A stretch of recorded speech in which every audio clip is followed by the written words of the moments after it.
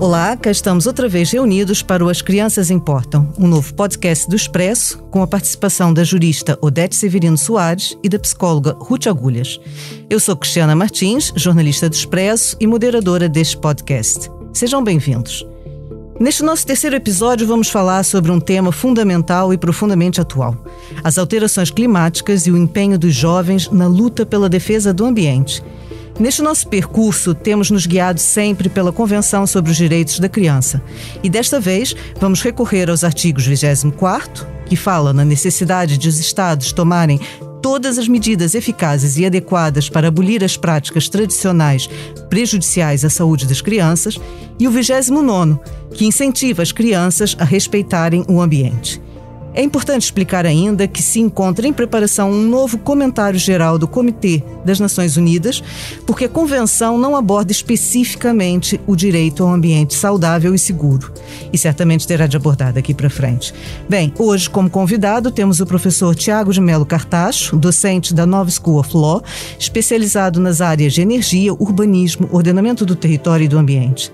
E como não podia deixar de ser, conosco temos também uma representante das novas gerações, Beatriz Rodrigues, de 17 anos, ativista e porta-voz da Greve Climática Estudantil.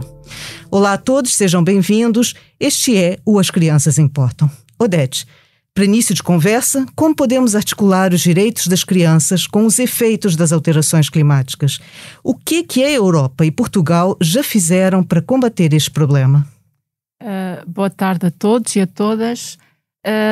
De facto, como a Cristiana já referiu, a Convenção dos Direitos da Criança é dos poucos instrumentos de direitos humanos que exige explicitamente que os Estados tomem medidas para proteger o ambiente. Pelo facto das crianças estarem especialmente vulneráveis aos danos ambientais e frequentemente incapazes de proteger os seus próprios direitos. Esta situação tem merecido alguma atenção por parte do Comitê dos Direitos das Crianças das Nações Unidas, que é o órgão supervisor da implementação da Convenção, e estando inclusivamente, como a Cristiana referiu, em elaboração um novo comentário sobre os direitos e as crianças, com um enfoque muito específico nas alterações climáticas. Podemos mesmo dizer que todos os direitos consagrados na Constituição, na Convenção, podem ser afetados pelas alterações climáticas de uma forma direta ou indireta, mas todos eles são afetados pelas alterações climáticas. Por exemplo, os produtos perigosos ou riscos ambientais, como a poluição do ar e da água, podem ter consequências para toda a vida e irreversíveis e transgeracionais. Estamos aqui a falar claramente do direito à vida, à sobrevivência e ao desenvolvimento das próprias crianças. Esta situação em regiões mais pobres tem um efeito ainda maior, especialmente nas crianças daqueles grupos mais vulneráveis, como as crianças refugiadas, como as crianças com deficiência, as crianças em situação de pobreza. As alterações climáticas vão ter um impacto negativo ao nível da saúde, ao nível do acesso à educação, ao nível do acesso à habitação, no acesso à água potável e ao saneamento, mas também é verdade, e isso temos que admitir e reconhecer, começa a haver uma consciência a nível mundial em relação à emergência climática, e temos vindo a assistir que os Estados estão progressivamente a definir objetivos para reduzir as emissões líquidas para zero até 2050. E aqui eu tenho que referir que o Acordo de Paris, que está em vigor desde novembro de 2016, é um marco importante. Salientar, a título de curiosidade, que Portugal, logo em dezembro deste ano, de 2016, assumiu o objetivo da neutralidade carbónica até 2050 e foi a primeira nação a fazê-lo. Também é curioso, e gostava de referir aqui, que o Acordo de Paris, no seu preâmbulo, refere as crianças e as alterações climáticas, mas depois, na sua parte operacional, nós vemos que isso não há nenhuma referência. O que ficou aquém das expectativas e revela uma falta de compromisso, eu diria até de conhecimento por parte dos Estados, da relação e o impacto que as alterações climáticas têm nos direitos fundamentais em geral e nos direitos das crianças. Também é curioso referir que a Unicef, e num relatório que produziu, refere que 1 em cada 5 planos apresentados pelos países ao abrigo do Acordo de Paris apenas mencionam as crianças, e quando há uma referência muito superficial, não há uma referência clara sobre o impacto. Diria também que há uma vontade por parte da União Europeia a assumir um papel de liderança em relação às alterações climáticas, e vemos que a Lei Europeia do Clima prova essa vontade da União Europeia. E esta circunstância assume uma relevância importante quando nós estamos nas vésperas da 26ª Conferência das Nações Unidas sobre as Alterações Climáticas, que se vai realizar este ano em novembro na Escócia, e onde se espera que as crianças e os jovens também tenham um papel nesse âmbito. E, finalmente, eu gostaria de falar sobre Portugal, uma vez que considero que Portugal terá que dar passos visíveis em relação aos direitos das crianças e a atenção no sentido de relacionar o direito das crianças com as alterações climáticas, e de um exemplo claro que é o projeto de base de dados sobre o clima, que está em discussão na Assembleia da República, em que seria uma oportunidade perdida se nesse projeto de lei de bases não constasse os direitos fundamentais e os direitos das crianças em particular. E na versão que nos foi dada a conhecer, e no qual houve um contributo, contou com a minha participação e com outras personalidades, incluindo do professor Tiago, em que isso não acontecia. E, portanto, eu estou com alguma expectativa do projeto final para perceber se efetivamente isso será uma preocupação para Portugal ou não, e que espero que seja. Obrigada, Odete. Odete fez aqui um panorama bastante extensivo da questão dos tratados e da participação dos vários organismos internacionais e até de Portugal, e deu para perceber que a participação das crianças, desse ponto de vista de estar plasmada nesses documentos, ainda não acontece, mas penso eu, professor Tiago de Melo Cartaz, que as crianças não estão à espera de verem, e quando digo crianças, digo nessa acessão da Convenção, que são até os 18 anos, não estão à espera de ver essa participação transcrita nos documentos, nos tratados, para efetivarem essa participação. Nós temos visto uma crescente preocupação dos jovens com o problema das alterações climáticas, uma crescente participação, uma crescente exigência de alterações, e, portanto, eu gostava de ouvir nesse sentido. Considera que as crianças e jovens são, portanto, participantes a ter em conta?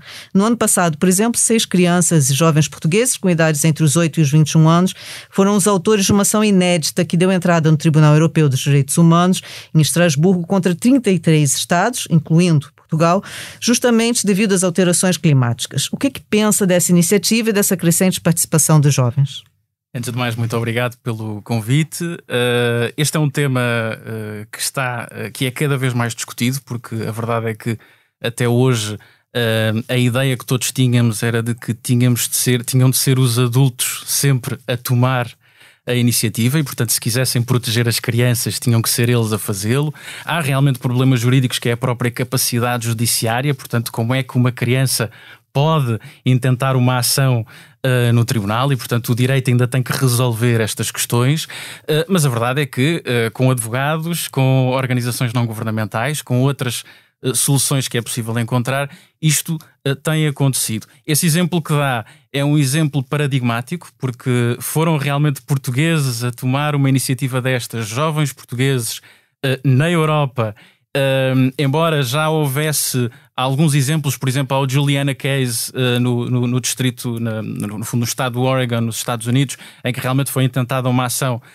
Também chamaram-lhe Juliana, no fundo criaram um nome para representar todos aqueles jovens e alguns dos jovens, um é até famoso porque é um hip-hopper, um cantor de hip-hop, o X. E este foi um exemplo, e realmente temos jovens portugueses na linha da frente a fazer isto, e serão exemplos para muitos mais fazerem pela Europa fora e pelo mundo fora. A verdade é que os jovens já começaram a perceber que, e quando digo jovens, digo as próprias crianças, começam a perceber com estes exemplos que cada vez mais o futuro está nas mãos delas. Porquê? Porque muitas vezes os adultos pensam no seu dia-a-dia, nos seus negócios, nos seus objetivos, na sua agenda, no seu conforto.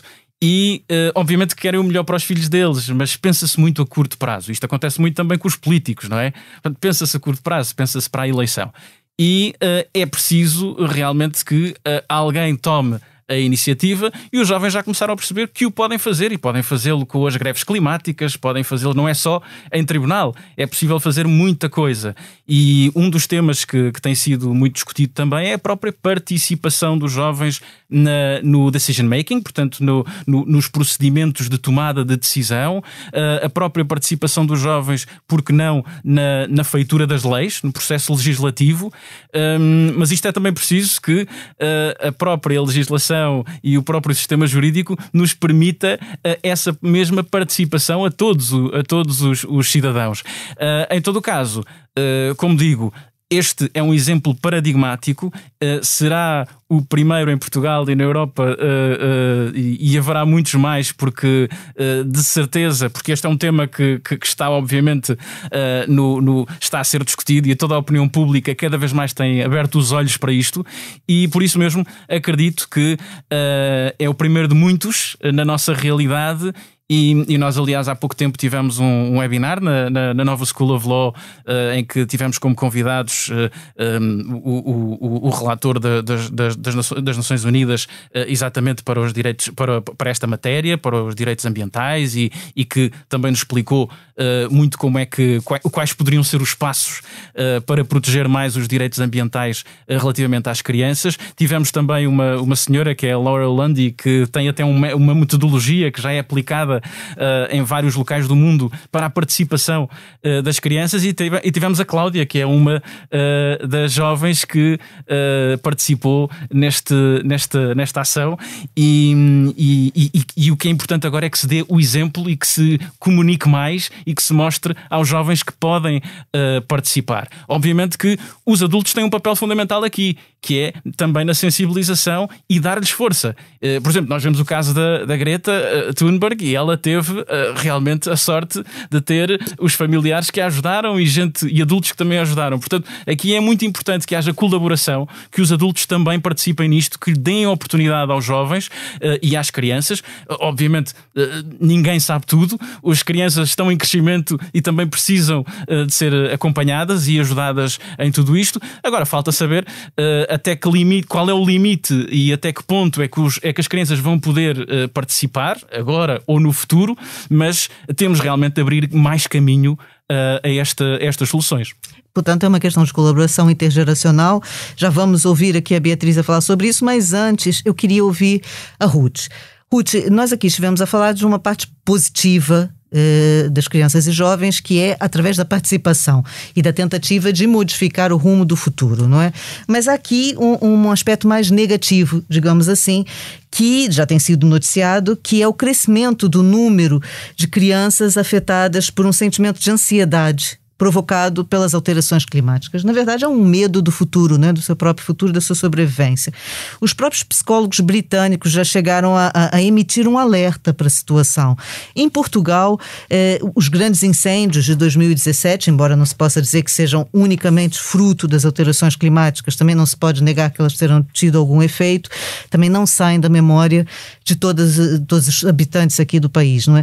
Portanto, de que forma a degradação do ambiente tem afetado a saúde mental das crianças e dos jovens?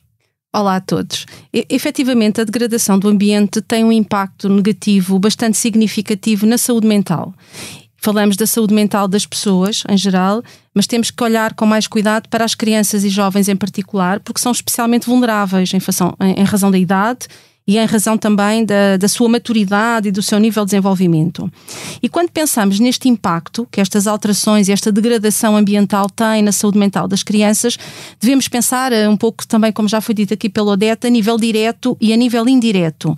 Pensando, por exemplo, ao nível direto, vamos pensar, por exemplo, em alguns fenómenos meteorológicos mais extremos, os furacões, os incêndios, a elevação do nível das águas, que têm naturalmente depois um impacto e trazem alterações no solo, na agricultura, na produtividade daquelas populações, muitas vezes com perdas de infraestruturas, de lares, com mortes, não é? Esse exemplo dos incêndios de 2017 é um exemplo perfeitamente paradigmático aqui em Portugal, que vão muitas vezes acentuar as desigualdades socioeconómicas que já existem nas famílias onde estas crianças estão inseridas, aumentando o risco de pobreza, de violência, em algumas situações também de violência ao nível até de conflitos armados, de migrações, e portanto temos aqui todo um conjunto de situações muito preocupantes que naturalmente têm um impacto negativo na criança, aumentam o nível de stress, destrói-se no fundo nestas crianças e jovens que vivenciam estas situações, destrói-se um sentido de previsibilidade e de segurança. O mundo em geral passa a ser sentido como um mundo ameaçador, um mundo perigoso e imprevisível e que eu não controlo. E esta desesperança que surge relativamente ao futuro aumenta o risco de apatia, de quadros depressivos, de quadros de ansiedade. Temos muitas vezes situações inclusive de perturbação de stress pós-traumático e também aumenta não só os pensamentos relativamente ao suicídio, como também as tentativas ou mesmo os suicídios consumados. Isto é um nível mais direto. Rapidamente a um nível indireto. Temos, por exemplo, a poluição, temos as ondas de calor, que trazem também alterações emocionais e comportamentais. Sabemos, e há muito que a investigação na área da saúde psicológica vem dando conta de que tende a haver um aumento do número de suicídios nos meses mais quentes e, portanto, estas ondas de calor ou estas grandes assimetrias em termos de frio-calor, e falamos também, podemos falar mais lá à frente, talvez tivermos tempo para isso, sobre a questão, por exemplo, da pobreza energética e da incapacidade que muitas famílias têm em manter uma temperatura adequada à habitação. É verdade, Ruth, é um problema muito característico de Portugal, né? Que se manifesta muito no nosso inverno. Manifesta-se e tem um impacto direto, muito significativo no bem-estar das famílias. Famílias onde estão crianças. Aumentos de quadros de ansiedade, aumentos de ideação suicida. E, portanto, efetivamente, e se nós pensarmos a Associação Americana de Psicologia, já há alguns anos que pondera incluir no nosso manual de transtornos mentais a chamada ansiedade climática. E, portanto, estamos a falar aqui de uma realidade que não pode ser descurada e que tem um impacto negativo a curto, médio e longo prazo nas crianças e nos adultos que com elas convivem.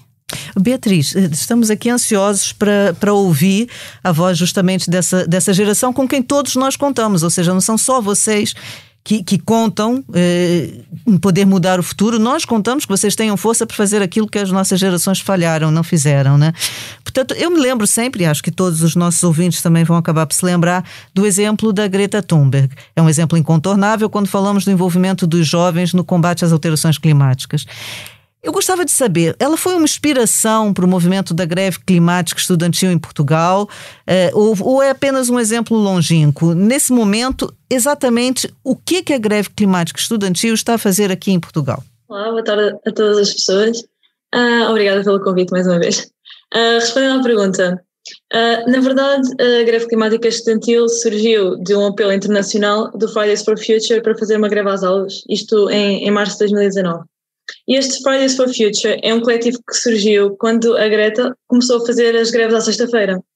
Por isso, sim, de facto, a greve climática estudantil surgiu porque a Greta começou esta iniciativa e há, obviamente, aqui uma ligação e uma conexão muito, muito clara. Em relação ao que é que a greve climática estudantil está a fazer neste momento, nós agora estamos a começar a preparar as próximas mobilizações que vão acontecer durante o outono e para além disto, para além de só as mobilizações que eu falei, temos algumas campanhas e projetos a decorrer desde há algum tempo e que continuam prontos de pé, como o Climaticamente Falante, que é o nome que damos às nossas palestras, as palestras que temos dado e vamos continuar a dar em instituições de ensino. E por outro lado também estamos a trabalhar no Acordo de Glasgow. Assim, muito rapidamente, o objetivo do Acordo de Glasgow é justamente recuperar a iniciativa dos governos e instituições internacionais de combater a crise climática através de duas ferramentas de ação. Uma delas é um inventário, que é basicamente inventário em Portugal, que já foi lançado e está disponível para consulta, mas é muito rapidamente a informação desagregada das emissões por setor e até por infraestrutura aqui em Portugal, e este trabalho está a ser feito em todo o mundo, um pouco por todo o mundo, por várias organizações que assinaram o Acordo de Glasgow. Neste momento acho que são mais de 170. E por outro lado, pronto, eu falei de duas ferramentas de ação, e a outra delas é a Agenda pela Justiça Climática, que é, no fundo, o espaço de estratégia e coordenação para um plano de ação consoante a informação dada pelo inventário. E pronto, neste momento, não estendendo muito, é este o foco. Beatriz, mas vocês estão a subir o tom das vossas manifestações, digamos assim, não é? Por exemplo, eu me lembro de agora muito recentemente uma manifestação ali perto do aeroporto, justamente a questionar essa política de construção de um novo aeroporto ou não, e vocês já foram, digamos assim, controlados pela polícia, já houve ali uma intercaução, digamos assim, com a polícia. Portanto, vocês estão disponíveis para cada vez avançarem mais nessas manifestações, ou não? Bom, na verdade, essa ação foi lançada no Encontro Nacional pela Justiça Climática, não é? Mas não foi diretamente organizada pela Greve Climática Estudantil. É importante fazer esta diferença. Mas é um facto de que cada vez mais tem que haver um fator de inovação na forma como fazemos as ações e a forma como também estão a ser encaradas, não é? Porque se há uma normalização quando se encara as nossas ações, também tem que haver uma resposta em relação a isso. Estou a perceber. Portanto, já agora, professor Tiago, a campanha do Climate of Change realizou um inquérito a jovens dos 15 aos 35 anos em 23 países europeus, incluindo Portugal.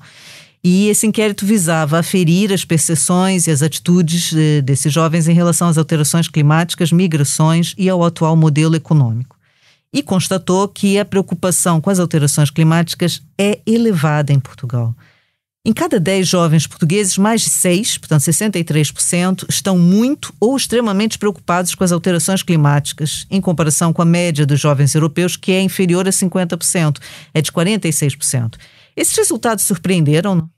Olha, eu vou ser sincero, não me surpreendem, porque tenho tido a sorte de estar em contacto com os jovens já há alguns anos. Aliás, a Nova School of Law tem colaborado também com este projeto, o Climate of Change, através também do Instituto Marquês Val Flor, e temos percebido realmente o interesse que os jovens têm tido relativamente a estas matérias. Obviamente que queremos sempre mais e ainda acredito que isto ainda vai crescer, estes valores vão crescer exatamente porque Portugal tem a sorte de ter meios de comunicação, e não é por estar aqui num deles, mas que informam corretamente sobre estas matérias. Obviamente podemos sempre fazer muito mais, como digo, mas do meu ponto de vista, os nossos jovens têm tido a oportunidade de chegar, provavelmente também porque têm a possibilidade do acesso à internet, têm o acesso a meios de comunicação que lhes permitem também informação de qualidade,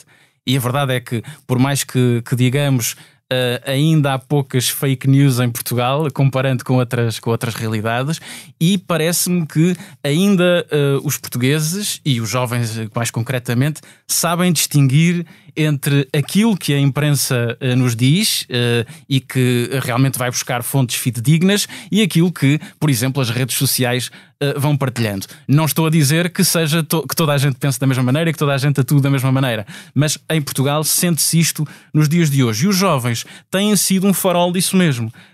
E até acredito que mais, porque verdadeiramente é a geração mais bem preparada de sempre em Portugal. Isto não faz com que não lhes dá, é algo que eu também costumo dizer aos jovens, que é isto não vos dá tudo, dá-vos mais responsabilidade. E a verdade é que, tendo essa responsabilidade, é preciso fazer mais, e é preciso ir mais longe, é preciso lutar mais. E posso dizer que, do meu ponto de vista, os jovens têm em Portugal demonstrado preocupação, porque, como digo, têm acesso à informação e procuram-na também, participam. E Portugal também não é um país que seja muito famoso pela participação pública, e tem-se visto que os jovens têm procurado fazer isso, mas é preciso mais, como digo, e a verdade é que tenho sentido que nos universitários muitas vezes também se focam muito na sua vida universitária e não investem tanto, poderiam investir ainda mais noutros projetos extracurriculares, mas temos tido a sorte também, por exemplo, na realidade em que estou a viver, que é da Nova School of Law, de quando lançamos projetos nestas matérias, por acaso agora temos o Transnational Youth Forum com uma associação britânica que é a Renova, a Universidade de Verona e a Universidade de Turim, com o apoio do programa Erasmus+, em que realmente vamos colocar os jovens, estamos a colocá-los, aliás, eles têm estado a participar em mesas redondas em que se discutem estas matérias, especificamente a juventude e as alterações climáticas, e vão preparar relatórios em que depois vão apresentar recomendações no final, já no próximo ano, em março, no Chipre, recomendações para os líderes europeus e para os líderes mundiais, para que realmente se possa fazer, se vá mudando a legislação, se vão mudando as políticas, como já foi dito aqui, porque é sempre preciso fazer mais, mas em todo o caso considero que os nossos jovens portugueses estão no caminho certo, estão a fazer o trabalho correto. É importante que lhes seja dada a mão também, que lhes seja dada a oportunidade de participar, porque as pontes e as ligações entre todos, a colaboração pela própria justiça intergeracional é fundamental, porque a verdade é que eles são o nosso tesouro, é o melhor que nós temos, é a juventude. Exatamente. São os jovens, e portanto temos que garantir que eles possam depois ter outros tesouros daqui para a frente, e é por isso que todos vamos trabalhando nestas matérias exatamente para concretizar esses objetivos. E não os precisamos esperar que eles cheguem às universidades, não é? Já no secundário eles começam a levantar a voz e se fazer ouvir. Odete, escreveu já num artigo aqui no próprio Expresso Online que, eu passo a citar, a Organização Mundial da Saúde referia que 1,7 milhões de crianças morrem a cada ano devido a danos resultantes da degradação ambiental, e que com o avanço das alterações climáticas esse número aumentará drasticamente. Até 2050 espera-se que mais 24 milhões de crianças sejam afetadas pela crise climática. Anualmente, 600 mil crianças morrem como resultado da poluição do ar.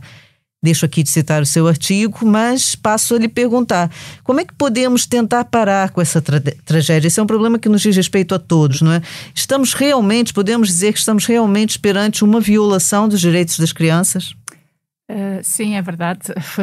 É uma citação do artigo que eu escrevi para o Jornal Expresso Online, e é uma situação que exige uma resposta urgente por parte dos países. A propósito dessa citação, eu gostava de referir uma intervenção do secretário-geral das Nações Unidas, António Guterres, em dezembro de 2020, a propósito da comemoração do Acordo de Paris, que eu falei há bocado, em que apelou aos líderes mundiais que fizessem o que é necessário para garantir um futuro aos seus filhos e netos, dado que o mundo ainda não está no caminho certo para travar as alterações climáticas, e apelando que no âmbito da Agenda 2030 fossem definidas novas metas e mais ambiciosas para 2030. No entanto, eu gostaria de sublinhar uma situação que eu acho que é importante, que quando falamos de direitos humanos, e em particular em direitos das crianças e a sua relação com as alterações climáticas, somos confrontados com uma triste realidade, que é a informação é escassa, não permitindo uma avaliação real do impacto negativo das alterações climáticas na proteção dos direitos da criança. Eu digo isto porque tenho dedicado algum tempo a estudar esta matéria, e de facto foi uma situação que que senti e de facto temos que investir mais em termos de conhecimento. Esta circunstância leva a que os países, de modo geral, tenham um conhecimento limitado dos efeitos e das consequências que as alterações climáticas podem ter nos direitos e nas vidas das crianças. Por isso, será importante, por exemplo, apostar na recolha de dados desagregados, na realização de estudos de impacto, por exemplo, na promoção da cooperação intersetorial, que muitas vezes não existe nos países. No entanto, como o professor Tiago já referiu, os países têm vindo a ser cada vez mais escrutinados, exigindo-se que sejam responsabilizados por esta violação, que podemos dizer que é uma violação dos direitos da criança. Eu digo isso com todas as palavras. Vemos um crescente número de casos de litigação a nível global contra países relacionados com a violação dos direitos humanos e as alterações climáticas. Gostaria de referir, porque eu acho que é importante, porque dá uma ideia de que esta questão é uma prioridade, que tivemos recentemente os casos favoráveis dos tribunais da Alemanha e da Bélgica, mas anteriormente já tínhamos tido os casos da Holanda e da França, e os tribunais condenaram estes países por não cumprirem os seus compromissos europeus e globais em matéria de redução de emissão de gases com efeito de estufa.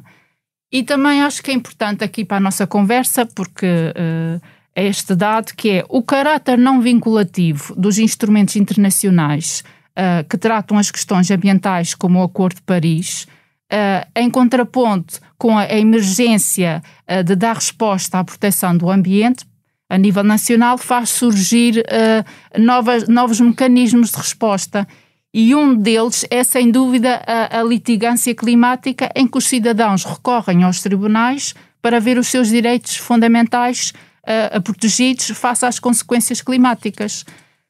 E como última nota, gostaria de deixar esta mensagem, que é importante que os governos tomem consciência que vão ser responsabilizados pela inação em relação à proteção dos direitos das crianças. Isso eu não tenho a menor dúvida. E por isso é necessária a adoção de uma abordagem abrangente, estabelecendo princípios e objetivos gerais para as respectivas políticas nacionais em matéria ambiental para as próximas décadas. Ruth, saindo da governança dos Estados, entrando na governança das famílias, não é? Qual é a melhor forma de abordar esses temas com as crianças e com os jovens? Ou seja, para os pais, para os encarregados de educação, dentro de casa, no âmbito das conversas, devemos ser nós, pais, adultos, os primeiros a alertar as crianças e jovens para a gravidade do problema e para os riscos do futuro, ou não? Devemos esperar que sejam eles a nos questionar? O que pode ser feito também no âmbito das escolas? Como é que o assunto deve ser tratado? Bem, em primeiro lugar é importante salientar que a educação ambiental vai permitir, desde tenra idade, que as crianças desenvolvam aqui uma maior consciencialização sobre este tema e também um espírito crítico que pode e deve ser potenciado à medida que elas vão crescendo. Naturalmente que esta educação ambiental e esta reflexão deve começar em casa, deve ser complementada na escola, e aqui evitarmos um bocadinho aquela, perdoem-me a expressão, mas um bocadinho às vezes aquela guerra que é a escola delega em casa, a casa delega na escola e depois na prática todos delegam nos outros. Não, vamos tentar olhar para nós, não é? Cada um de nós no contexto onde nós estamos com as crianças, e eu aqui queria salientar, não nos esquecermos também dos outros contextos onde as crianças se movimentam. Esquecemos muitas vezes, falamos na escola, e esquecemos muitas vezes, por exemplo, do ATL, das atividades desportivas, do centro de explicações, de um sem número de contextos que as crianças onde estão inseridas. E de facto a melhor forma, independentemente agora do contexto, é a modelagem. E o que é a modelagem? A modelagem é ensinar mostrando, é dar o exemplo. E portanto os adultos aqui, independentemente de serem pais, professores, educadores, devem mostrar. As crianças aprendem muito por observação, não é? Por aquilo que veem os adultos a fazer. Os adultos são os modelos e é essa modelagem que tem que de facto ser mais assumida enquanto tal. Depois de modelar, de mostrar, devem encorajar a criança a repetir determinadas ações, a adotar determinados comportamentos, devem depois orientar a criança para que ela consiga progressivamente ir conseguindo ter determinados comportamentos de uma forma mais autónoma e ir dando feedback para que a criança perceba efetivamente o que é que ainda pode ser melhorado. Eu, de uma forma resumida, diria que os pais, adultos, de uma forma geral, deverão, deixo-vos aqui 4 dicas, não é? Por um lado, utilizar as situações mais pequenas do dia-a-dia, mais cotidianas, para ajudar as crianças a questionarem-se e a promover a reflexão, para olharem para o meio envolvente de uma forma um bocadinho mais crítica, desde a planta na sala que morreu por falta de água, desde a queda de granizo, desde os verões com 40 e tal graus e depois temos os invernos com não sei quantos graus negativos. Aproveitar estas questões do dia-a-dia para potenciar esta reflexão. Por outro lado, criar cada vez mais oportunidades de contacto com a natureza. É preciso que as crianças conheçam para poderem valorizar, para depois poderem proteger. É um caminho que tem que ser feito. Por outro lado, envolver também a criança num cuidado ativo, torná-la um agente ativo de participação no cuidado com as plantas, no cuidado com os animais, com a pequena horta, nem que seja um vaso. Na poupança de água na hora de tomar banho? Exatamente, isso era a minha 4ª dica, que é esta preocupação nos pequenos hábitos. Podem parecer pequenos, mas não são, não é? Do dia-a-dia, desde o separar o lixo, desde o fechar as torneiras enquanto lava os dentes, desde preferir um duche que também vai fechando a torneira a um banho de imersão, apagar as luzes, reciclar, compostar, etc. Portanto, os adultos têm aqui um papel de modelos. E era isso que eu queria aqui deixar muito claro, porque quando nós não temos ou não adotamos os comportamentos ajustados, como é que podemos esperar que a criança os adote? Muito importante, Ruth. Isso realmente são dicas concretas que podemos praticar no dia a dia. Beatriz, de forma resumida, para concluir, quais as vossas prioridades daqui para frente, né? Os vossos grandes objetivos? E tem uma pergunta fundamental, quer dizer, a Beatriz, enquanto representante das novas gerações, está otimista quanto ao futuro ou sente que será uma adulta em risco devido aos danos que já foram feitos no ambiente? Bom, então, eu acho que a forma mais resumida de definir mesmo a nossa prioridade é o continuar a mobilizar pessoas, a mobilizar ainda mais do que as que já mobilizámos, trazê-las para a rua. Isto é mesmo muito importante e é por isso que diria que é mesmo a nossa prioridade. Bom, em relação ao meu otimismo, eu não acho que sou uma pessoa negativa, aliás, tento sempre ver o lado bom das coisas, mas eu acho que vou ser de facto uma adulta em risco. Tudo aponta para isso, até os melhores cenários. Por isso, eu gostava mesmo de me sentir otimista, mas a realidade é que cada vez menos me sinto assim e cada vez mais é flagrante que o que está a acontecer é um caminho para o caos climático e isso é mesmo preocupante, por isso não diria que sou otimista, não. Pois esse é o fim de uma conversa que não era o fim que nós gostávamos de ouvir, não é? Mas também é importante que seja uma conclusão aqui sublinhada, justamente para ver se ainda vamos a tempo de fazer mudanças de comportamento, não é? Para sintetizar a nossa conversa, eu acho que aqui é necessário, é importante sublinhar que este é um tema que nos toca a todos, a nossa própria sobrevivência e, como aqui a Beatriz disse bem, a viabilidade do nosso futuro. Portanto, é um tema independente da idade dos envolvidos, como o professor Tiago aqui disse, exige colaboração intergeracional e que nos deve, sobretudo, convocar a ação e a mudança de comportamentos. O relógio já está a soar. Esse debate hoje foi uma forma de contribuirmos para o esclarecimento sobre os efeitos das alterações climáticas e o impacto que estas têm no futuro das novas gerações. Se calhar saímos daqui, todos nós, um pouco menos otimistas, mas também um pouco mais ativistas e defensores da causa ambiental. Agora, como já é tradição nesse podcast, antes de nos despedirmos, vamos fazer as nossas sugestões para a próxima quinzena. Eu, como sempre, fui à estante lá de casa buscar um livro, sou uma defensora do papel, trabalho com ele e não abro mão de aproveitar a oportunidade para divulgar mais um livro. Desta vez trouxe o Lá Fora, da editora Planeta Tangerina, que nada mais é do que um guia que nos ajuda e incentiva a descobrir a natureza, como a Ruth disse, nós temos que ir lá para fora. Muito adequado, portanto, para um episódio sobre a necessidade de protegermos o ambiente. Um livro cheio de curiosidades, ilustrações e sugestões que nos empurram para os braços da natureza e que eu recomendo. Odete, o que nos trouxe hoje? Eu gostaria de convidar todos os nossos ouvintes a participar no próximo dia 9 de julho no evento de lançamento da versão amiga das crianças do Guia do Mecanismo de Revisão Periódica Universal, que foi uma publicação traduzida para a língua portuguesa por mim. É um evento online, vai se realizar à margem da sessão do Conselho de Direitos Humanos das Nações Unidas, que está a decorrer em Genebra. Só para explicar o que é isto, este mecanismo tem como objetivo avaliar a situação dos direitos humanos de todos os países membros das Nações Unidas a cada 4 anos.